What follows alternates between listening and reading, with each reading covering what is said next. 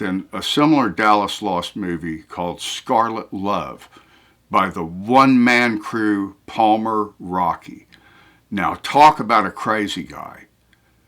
It's a long story, and there's a DVD coming out with that long story and a restored version of the movie. But the Palmer's movie, Scarlet Love, that was what it was titled when I saw it. He four-walled it at the North Park Theater, and it was there for a week.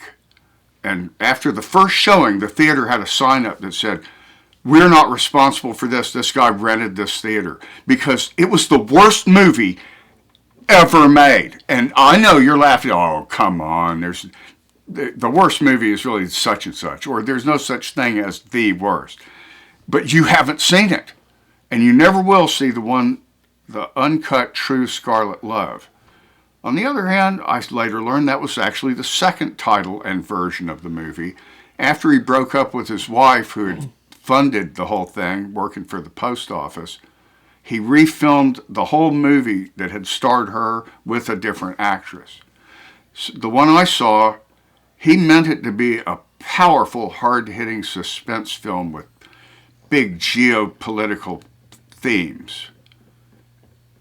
But somehow the audience at that North Park Theater was in tears, rolling in the aisles in laughter, including me and my wife, because we'd never seen anything like it.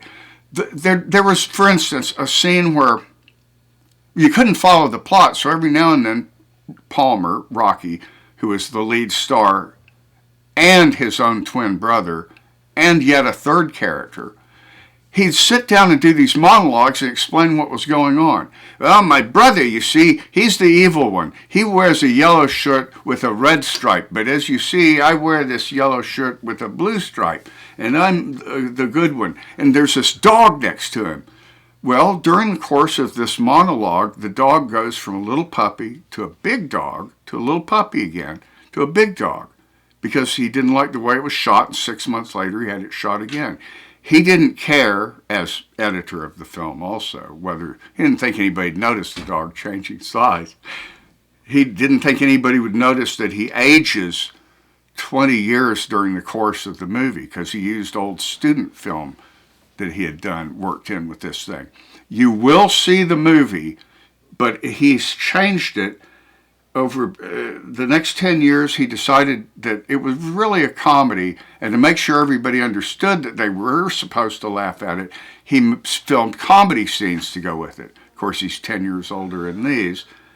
And the title of it now is Love is Deep Inside. Scarlet Love is now known as Love is Deep Inside, and it's probably out by now. I don't know why I don't have a copy of it. I do the commentary, the director's commentary on it, and I interview his wife, Cookie, the long-suffering Cookie Rockey, who financed the movies only to get kicked out. You'll have to see these movies to believe it.